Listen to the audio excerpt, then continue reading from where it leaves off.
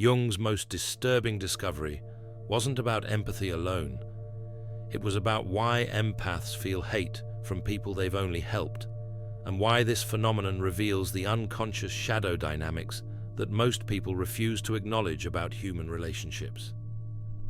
In his work on projection and shadow psychology, Jung documented what I call helper's paradox syndrome, a pattern where highly sensitive individuals would offer genuine assistance and emotional support to others, only to encounter hostility, resentment, or rejection from the very people they'd tried to help.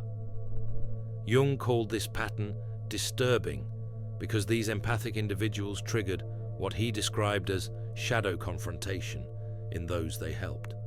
When empaths offered assistance, they unconsciously forced others to face their own dependency, vulnerability, and unacknowledged emotional needs, creating psychological discomfort that often manifested as hostility toward the helper. What made this discovery so significant to Jung was the predictability. He could forecast that acts of genuine empathic assistance would often trigger defensive reactions, projection, and even hatred from recipients, not because the help was unwanted, but because it activated unconscious shame and wounded pride. Today, I'll reveal Jung's insights about why empaths feel hate from people they've only helped, and why he believed this reaction exposes the shadow dynamics and projection mechanisms that govern most human relationships. The grateful patient who became an enemy. Jung's breakthrough came through a clinical case that shattered his assumptions about human gratitude. A patient had been consistently supported by a close friend during months of crisis, emotional support, practical help, unwavering presence during their darkest period. Then, the unthinkable happened. The patient began expressing intense irritation toward this helpful friend. Complaints that the friend was too much, overwhelming, making me feel weak. Despite receiving only kindness, the patient started avoiding and eventually rejecting their most supportive relationship. Jung discovered something chilling through analysis. The patient's hostility wasn't about the friend's actions, but what the friend's help revealed about their own psychological state. The helper had become a mirror reflecting their dependency, triggering shame so profound it transformed into rage against the mirror itself. Jung documented, the individual could not tolerate being witnessed in vulnerability. The helper's presence created unbearable awareness of neediness, forcing a choice between integration or projection. The psyche chose projection. What disturbed Jung most was discovering this wasn't isolated but universal, a fundamental pattern where empathic assistance activates what he called dependency terror in recipients. The friend's caring presence forced confrontation with aspects of self they'd rather deny. This case revealed that empaths become unwitting triggers for psychological material. Others desperately want to keep unconscious, making them targets for shadow projection and defensive hostility. The shadow mirror psychology. Jung uncovered the mechanism behind why genuine help triggers hatred. Empaths function as psychological mirrors that reflect recipients' disowned emotional reality, creating intolerable self-awareness that gets projected outward. Jung identified the three-stage mirror process. Stage 1, unconscious reflection. When empaths offer assistance, they naturally attune to others' emotional states and needs. This attunement creates what Jung called involuntary mirroring. The empath's responses reflect back the recipient's authentic emotional condition, bypassing their protective persona. Recipients sense being seen through in ways that feel exposing and uncomfortable, even when the empath has no intention of judgment or analysis. Stage 2, shadow activation. Jung discovered that this mirroring activates what he called disowned dependency material in recipients.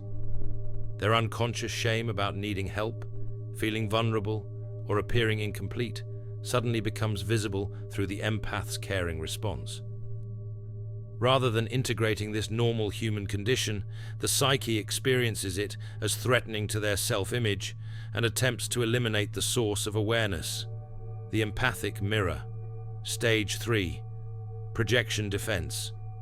Jung observed that recipients often unconsciously attribute negative qualities to empaths to justify rejecting them.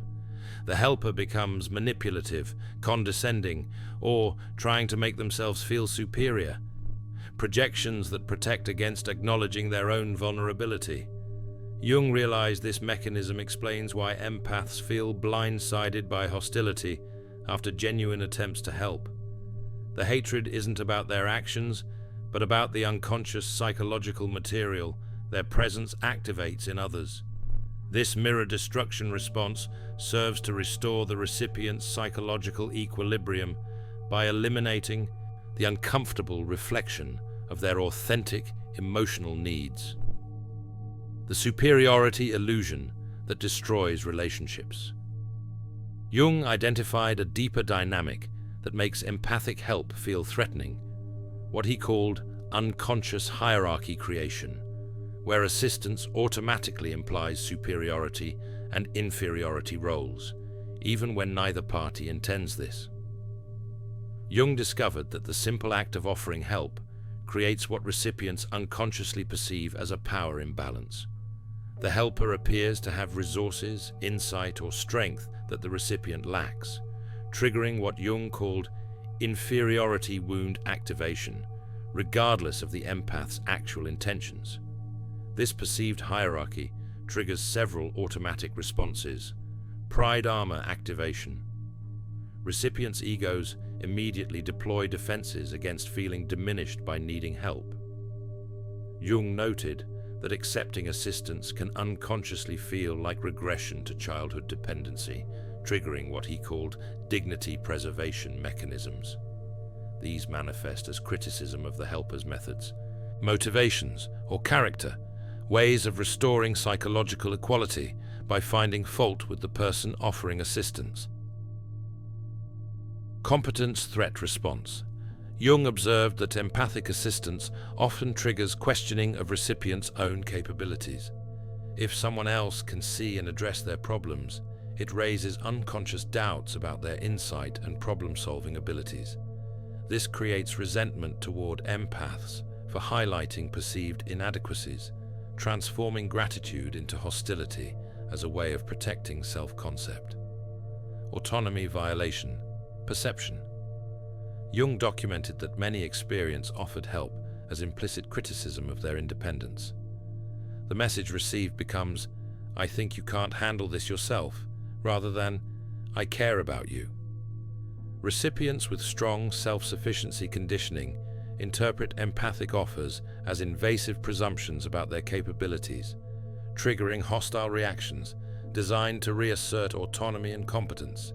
Jung emphasized these reactions operate largely outside conscious awareness and don't reflect recipients' actual feelings about empaths' character, but rather their own unresolved psychological material around dependency and self-worth. If you felt confused by someone's hostility after you helped them, comment, "They were fighting their own reflection." The 4 faces of helper hatred.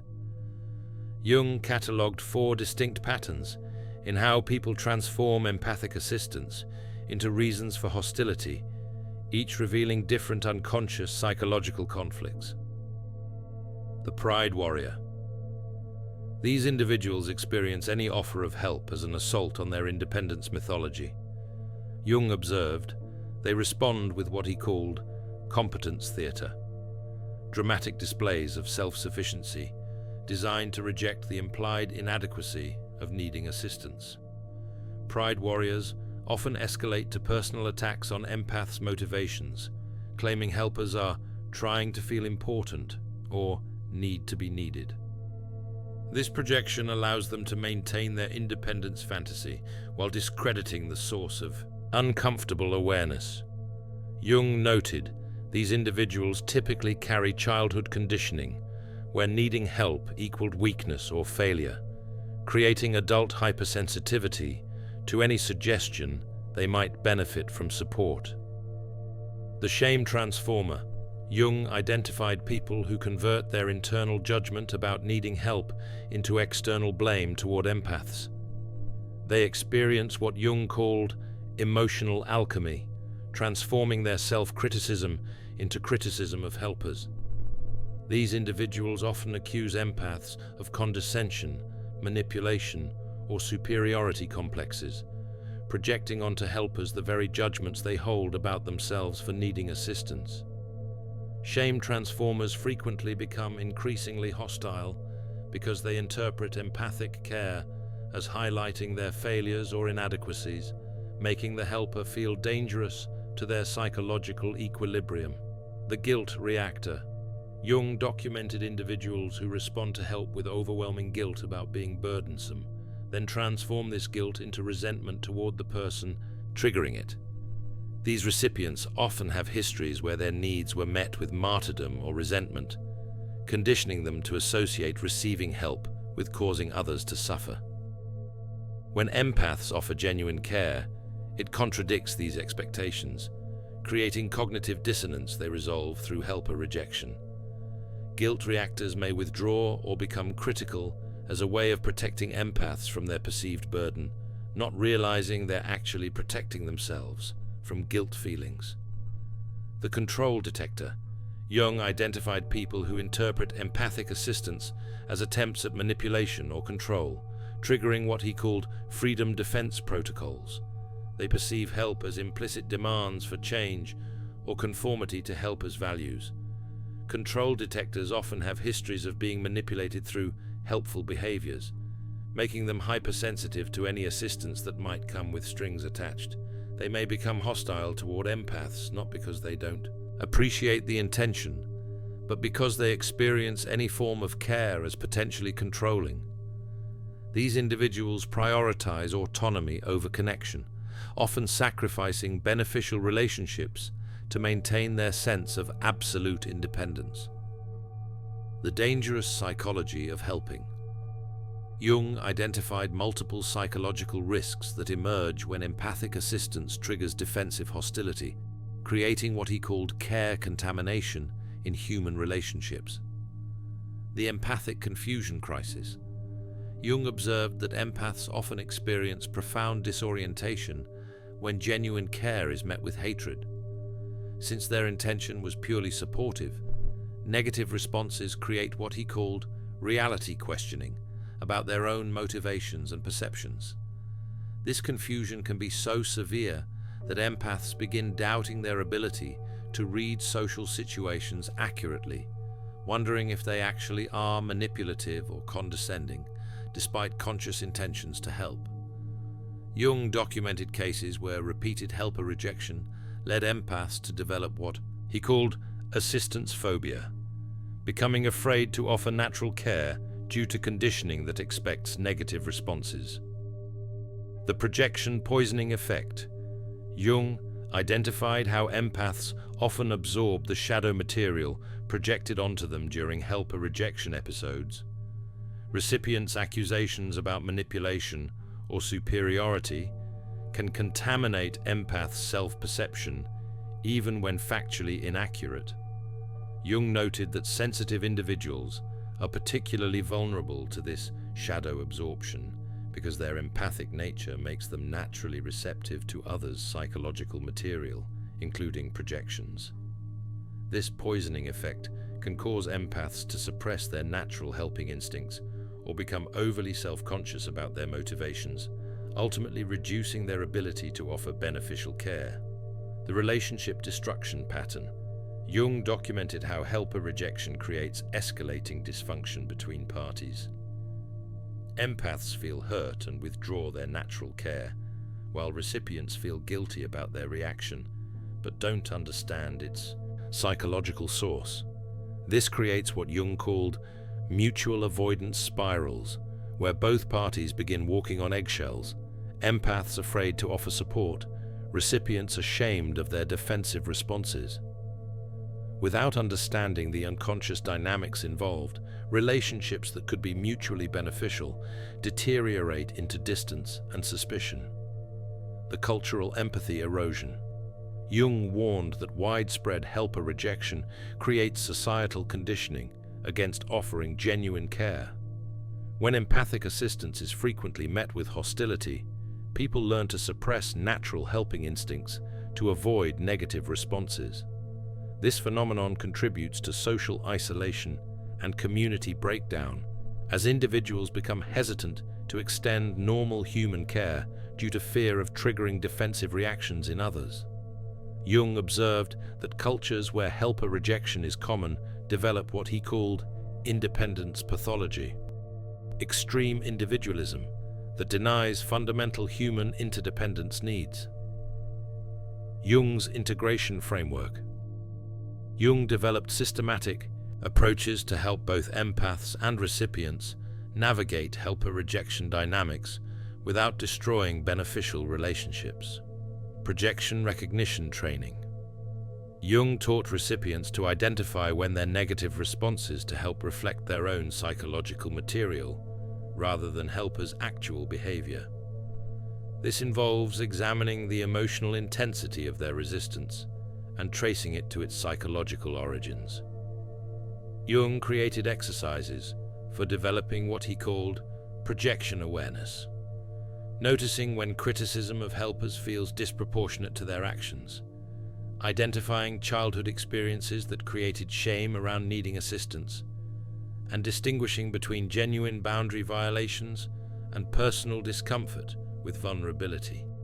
Jung emphasized that projection recognition doesn't mean accepting inappropriate help, but rather evaluating assistance based on actual behavior rather than triggered emotional responses. Conscious helping protocols. Jung developed guidelines for empaths to offer assistance in ways that minimize triggering defensive reactions. This involves what he called dignity-preserving care, providing support that enhances rather than threatens recipients' sense of competence. Specific protocols include asking permission before offering advice or assistance, framing help as collaboration rather than rescue, acknowledging recipients' existing strengths and capabilities, and respecting their right to decline assistance without taking it personally. Jung emphasized that conscious helping involves serving others' actual needs rather than empaths' unconscious needs to be needed or to solve problems. Shadow integration for recipients. Jung recognized that overcoming helper rejection requires recipients to integrate their disowned dependency and vulnerability rather than projecting it onto helpers. This process involves accepting that needing help is part of normal human experience, examining beliefs that equate receiving assistance with personal inadequacy, and developing tolerance for their own emotional needs and limitations. Jung noted that shadow integration allows recipients to receive genuine care without feeling diminished or threatened by the helper's role. Empathic boundary development. Jung taught empaths to maintain psychological separation between their own emotional material and projections from recipients experiencing helper rejection. This involves learning to evaluate feedback based on factual accuracy rather than emotional intensity, maintaining awareness of actual intentions when offering help, and developing what Jung called projection immunity that prevents absorption of others' shadow material. Jung emphasized that healthy empathy includes protecting oneself from psychological contamination while remaining open to genuine connection and care. Success stories and cautionary tales. Jung's analysis of different approaches to empathic care reveals what distinguishes successful helpers from those who trigger defensive rejection. The Rogers model. Respect-based empathy. Fred Rogers exemplified what Jung called non-threatening empathy by consistently honoring children's inherent dignity while offering support. Rogers never positioned himself as superior to those he helped, but as a companion acknowledging their worth. Rogers' approach succeeded because he understood that genuine empathy involves respecting others' autonomy and right to their own emotional experience, even while providing care and understanding. Jung would note that Rogers avoided triggering helper rejection because his assistance came from genuine humility rather than unconscious needs to fix or save others. The Teresa paradox: service without superiority. Despite legitimate criticisms of some methods, Mother Teresa demonstrated what Jung called servant empathy, helping from genuine humility rather than perceived elevation above those served. Her approach minimized defensive reactions because she consistently positioned herself as serving rather than saving, recognizing the inherent dignity of those receiving assistance regardless of their circumstances. Jung would observe that Teresa's model shows how empathic service avoids triggering projection when it stems from authentic respect for recipients' humanity. The codependent trap: help as control. Jung documented patterns of individuals who use helping as unconscious manipulation, creating expectations of gratitude, behavioral change, or emotional dependence that recipients instinctively resist. These helpers trigger severe rejection because their assistance comes with invisible strings, unconscious demands that recipients sense and rebel against, even when unable to articulate the source of their discomfort. Jung noted that codependent helping persists despite negative responses because it serves helpers' psychological needs rather than genuinely addressing recipients' requirements. Cultural context analysis. Jung observed that individualistic cultures produce more helper rejection because they condition people to associate receiving assistance with personal failure, while interdependent cultures normalize mutual aid without threatening individual worth. Understanding these cultural dynamics helps both empaths and recipients recognize when their responses reflect social conditioning rather than personal psychology. Building helper-safe communities. Jung recognized that creating environments where empathic care can flow without triggering defensive reactions requires conscious community development and psychological education. Identifying empathy-ready individuals. Jung catalogued traits indicating someone can receive assistance without defensive responses. They acknowledge their own needs without shame, demonstrate appreciation for others' care without excessive guilt, maintain personal dignity while accepting appropriate help, and distinguish between genuine care and controlling behavior. Emotionally mature individuals understand that accepting help represents healthy interdependence rather than personal inadequacy or failure. Mutual support network design. Jung advocated for what he called reciprocal empathy systems, where everyone can give and receive support without triggering hierarchy dynamics. This involves normalizing both human strength and vulnerability, creating opportunities for mutual rather than one-sided assistance, and establishing that everyone has both resources to offer and needs to fulfill. Jung emphasized that sustainable empathic relationships require bidirectional flow of care over time, preventing the power imbalances that often trigger defensive responses. Community psychological education. Jung recommended that groups develop empathy intelligence, understanding the unconscious dynamics that make giving and receiving care psychologically challenging for many people. This includes education about projection mechanisms, recognition of helper rejection as self-protection rather than personal attack, and development of cultural norms supporting both healthy independence and appropriate interdependence. Dignity preserving assistance systems. Jung advocated for help structures that minimize triggering defensive responses by maintaining recipients' autonomy and self-respect. This involves offering rather than imposing assistance, providing help that enhances rather than diminishes recipients' capabilities, and respecting others' right to decline help without interpreting refusal as personal rejection. Jung noted that sustainable empathic care requires understanding that sometimes the most caring response is allowing others to handle their own challenges rather than rushing to provide solutions. The journey from rejection to understanding. Jung documented predictable stages both empaths and recipients experience when learning to navigate helper-rejection dynamics constructively. Empath evolution, confusion to clarity. Jung observed empaths typically begin feeling hurt and bewildered by negative responses to genuine care attempts. Recognition involves understanding that helper rejection often reflects recipients' unconscious psychology rather than empaths' actual behavior. Next comes motivation archaeology. Empaths examine their own unconscious needs to be needed, to fix problems, or to maintain helper identities through their caring behaviors. Integration involves developing what Jung called unattached compassion, maintaining genuine care while not taking responsibility for managing others' discomfort with receiving assistance. Finally, empaths learn to offer help in ways that preserve recipients' dignity, reducing defensive triggers while honoring their natural caring disposition. Recipient evolution, defense to acceptance.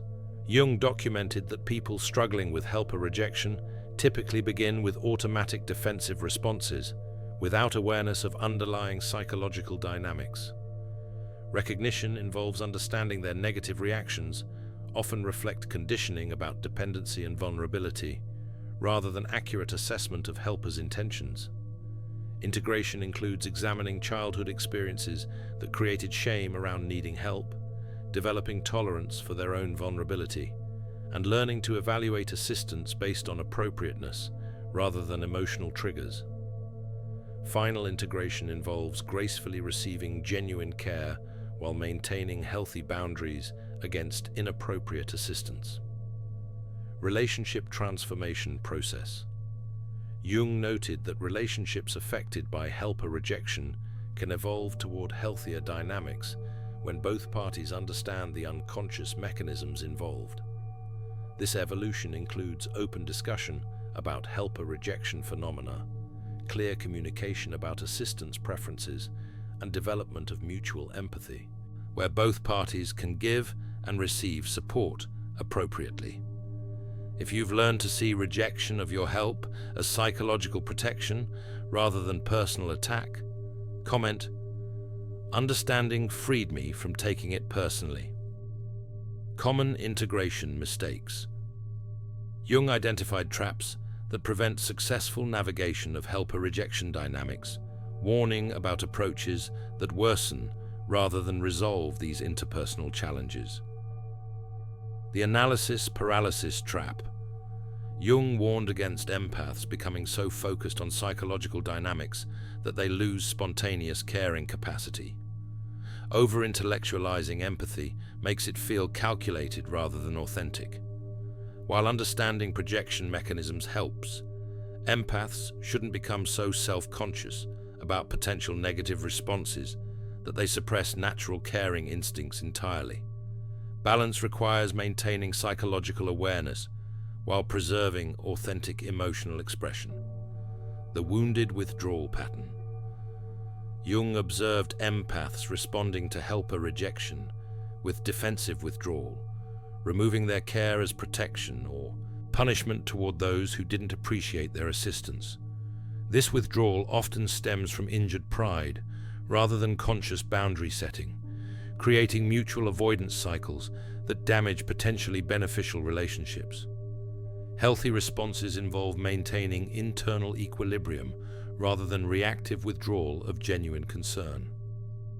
The binary thinking trap. Jung warned against empaths swinging from unlimited helping to no assistance at all, interpreting any negative response as evidence they should never offer help again. This all-or-nothing thinking deprives both empaths and others of beneficial connection, often reflecting cognitive rigidity rather than nuanced understanding of interpersonal dynamics. Jung advocated for sophisticated responses that distinguish between inappropriate helping and genuine care, offered with respect for others' autonomy. The projection internalization error. Jung identified empaths who absorb projected material during helper rejection, beginning to believe they actually are manipulative or inappropriately motivated in their desire. to help.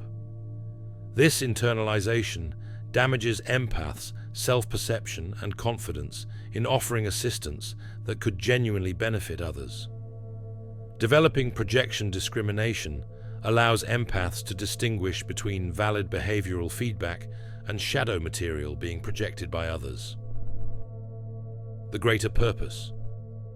Jung believed understanding helper rejection serves crucial functions in collective psychological development, contributing to more mature empathic relationships throughout society.